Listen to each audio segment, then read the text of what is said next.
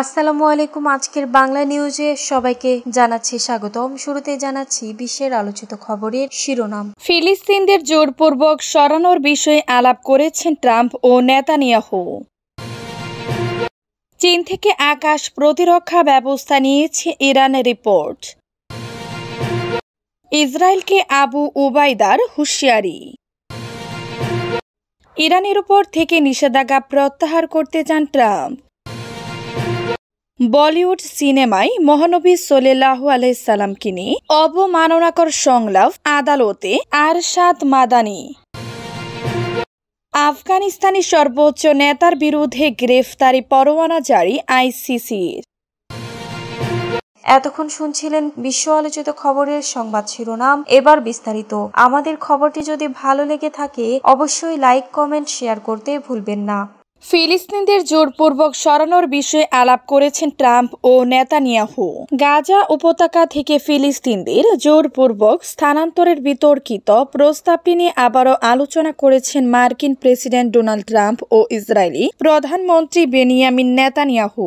সোমবার হোয়াইট হাউসের ব্লু রুমে ট্রাম্প এবং নেতানিয়াহু এই আলোচনা করেন। ট্রাম্প চলতি বছরের শুরুতে ফিলিস্তিনদের অন্যত্র স্থানান্তরিত করার এবং রিভেরিয়া হিসেবে গড়ে তোলার প্রস্তাব দিয়েছেন। ওই সময় ব্যাপক সমালোচনা শুরু হলে সামরিকভাবে নিজের অবস্থান থেকে সরে আসেন মার্কিন প্রেসিডেন্ট। নেতানিয়াহু বৈঠকে উপস্থিত সাংবাদিকদের জানান, ফিলিস্তিনদের একটি উন্নত ভবিষ্যৎ দেওয়ার জন্য মার্কিন যুক্তরাষ্ট্র এবং ইসরায়েল অন্যান্য দেশের সাথে কাজ করছে। গাজার বাসিন্দারা প্রতিবেশী দেশগুলিতে চলে যেতে পারে উল্লেখ করে তিনি বলেন, মানুষ যদি থাকতে চায় তারা থাকতে পারে, কিন্তু যদি তারা চলে যেতে চায় তবে তাদের চলে যাওয়ার ব্যবস্থা করা উচিত। এটি একটি উন্মুক্ত জায়গা হওয়া উচিত এবং মানুষকে স্বাধীনভাবে পছন্দ করার সুযোগ দেওয়া উচিত। চীন থেকে আকাশ প্রতিরক্ষা ব্যবস্থা নিয়েছে ইরান, রিপোর্ট।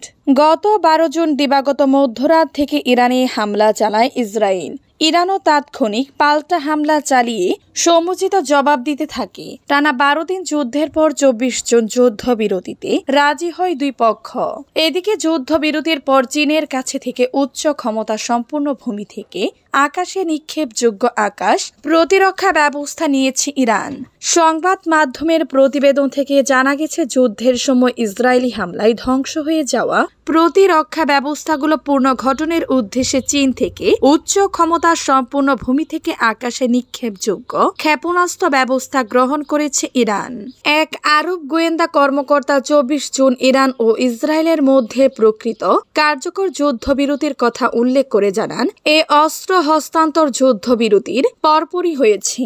বিষয়টি সংবেদনশীল হওয়ায় নাম প্রকাশে অনিচ্ছুক আরেকজন আরব কর্মকর্তা বলেন, যুক্তরাষ্ট্রের আরব মিত্ররা তেহরানের এই প্রতিরক্ষা জোরদারের বিষয়ে সচেতন এবং হোয়াইট হাউসকেও বিষয়টি জানানো। ইসরায়েলকে আবু উবাইদার হুঁশিয়ারি।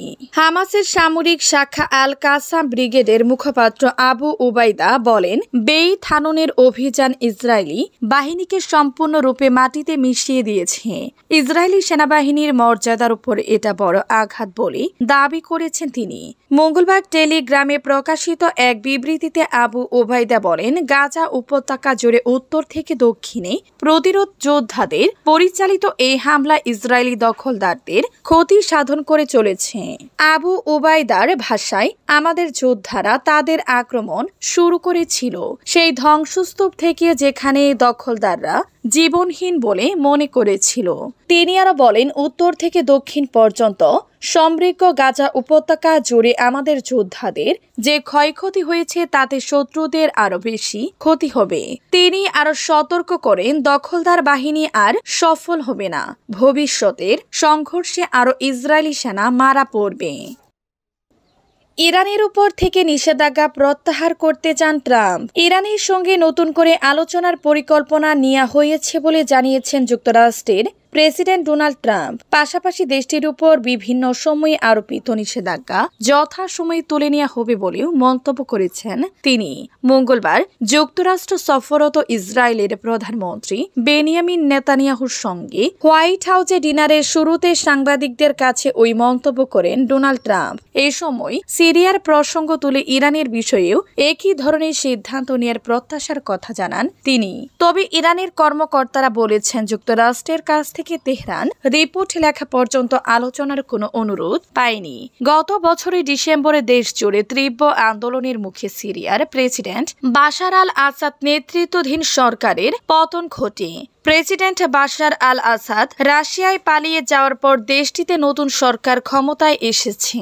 সিরিয়ায় নতুন সরকার ক্ষমতায় আসার পর দেশটির উপর থেকে নিষেধাজ্ঞা প্রত্যাহার করে নিয়েছে যুক্তরাষ্ট্র। হোয়াইট হাউসে সাংবাদিকদের সঙ্গে আলাপকালে ইরানের উপর যুক্তরাষ্ট্রের নিষেধাজ্ঞাকে অত্যন্ত পীড়াদায়ক বলে উল্লেখ করেন ডোনাল্ড ট্রাম্প। তিনি বলেন, ইরানকে পুনর্গঠনের একটি সুযোগ দেওয়ার জন্য আমি সঠিক সময়ে নিষেধাজ্ঞা তুলে নিতে পারব। বলিউড সিনেমায় মহানবী সাল্লাল্লাহু আলাইহি সাল্লামকে নিয়ে অবমাননাকর সংলাপ আদালতে আরশাদ মাদানী। ভারতের বলিউড ইন্ডাস্ট্রিতে সদ্য প্রকাশিত উদয়পুর ফাইলস সিনেমার ট্রেলার নিয়ে তীব্র বিতর্ক দেখা দিয়েছে। ছবিটিতে মহানবী হযরত মুহাম্মদ সাল্লাল্লাহু আলাইহি সাল্লামের এবং তার পরিবার সম্পর্কে অবমাননাকর সংলাপ, দেওবন্দ ও মুসলিম আলেমদের বিরুদ্ধে ঘৃণামূলক বক্তব্য এবং ইসলামকে সন্ত্রাসের সাথে জড়ানোর অভিযোগ উঠেছে। সিনেমাটি নির্মিত হয়েছে 2022 সালে রাজস্থানের উদয়পুর শহরে দর্জি কানহাইয়া লালের হত্যাকাণ্ডকে কেন্দ্র করে। কিন্তু ট্রেলার প্রকাশের পর দেখা গেছে এতে কেবল ঘটনাটি পূর্ণ ঘটনা নয়, বরং একটি নির্দিষ্ট ধর্মীয় গোষ্ঠীর বিরুদ্ধে পরিকল্পিত বিদ্বেষ ছড়ানো হয়েছে। নূপুর শর্মার সেই মন্তব্য রয়েছে যা আন্তর্জাতিক অঙ্গনেও ভারতকে অস্বস্তিতে ফেলেছিল। ট্রেলারটি নিয়ে কঠোর নিন্দা জানিয়েছেন বিশ্ব বরেণ্য আলেম, ভারতের প্রভাবশালী ধর্মীয় নেতা ও জমিয়তে উলামায়ে হিন্দের সভাপতি মাওলানা আরশাদ মাদানী। তিনি সিনেমাটির বিরুদ্ধে কঠোর প্রতিক্রিয়া জানিয়ে বলেন, এই চলচ্চিত্রের মাধ্যমে ইসলাম, মুসলমান ও ধর্মীয় প্রতিষ্ঠানগুলিকে হেয় করে ঘৃণা উস্কে দেওয়ার চেষ্টা চলছে। এটি ভারতের ধর্ম নিরপেক্ষ সংবিধান এবং সামাজিক সম্প্রীতির উপর সরাসরি আঘাত। আফগানিস্তানের সর্বোচ্চ নেতার বিরুদ্ধে গ্রেফতারি পরোয়ানা জারি আইসিসির। আফগানিস্তানের সর্বোচ্চ নেতা হিবাতুল্লাহ আখুন্দজাদা এবং দেশটির তালিবান সরকারের প্রধান বিচারপতি হাকিম হাক্কানির বিরুদ্ধে গ্রেফতারি পরোয়ানা জারি করেছে আন্তর্জাতিক অপরাধ আদালত আইসিসি। হ্যাগ ভিত্তিক আদালত মঙ্গলবার এ পরোয়ানা জারি করে এক বিবৃতিতে আইসিসি বলেছে, তারা নারীদের বিরুদ্ধে মানবতা বিরোধী অপরাধে করেছেন বলে তাদের সন্দেহ। 2021 সালে পশ্চিমা সমর্থিত আশরাফ ঘানি সরকারকে উৎখাত করে তালিবানের যোদ্ধারা এরপর নারীদের শিক্ষা সহ বিভিন্ন ক্ষেত্রে বিধি নিষেধ আরোপ করে তারা। আফগানিস্তানের বর্তমানে 6ষ্ঠ শ্রেণীর পর মেয়েদের আর পড়াশোনার সুযোগ নেই। এছাড়া বাহিরে তাদের মুখ ঢাকা বোরকা পরার বাধ্যবাধকতা রয়েছে। এছাড়া অপরিচিত পুরুষের দিকে নারীরা তাকাতে পারবেন না এমন নির্দেশনাও দিয়েছে তালিবান সরকার।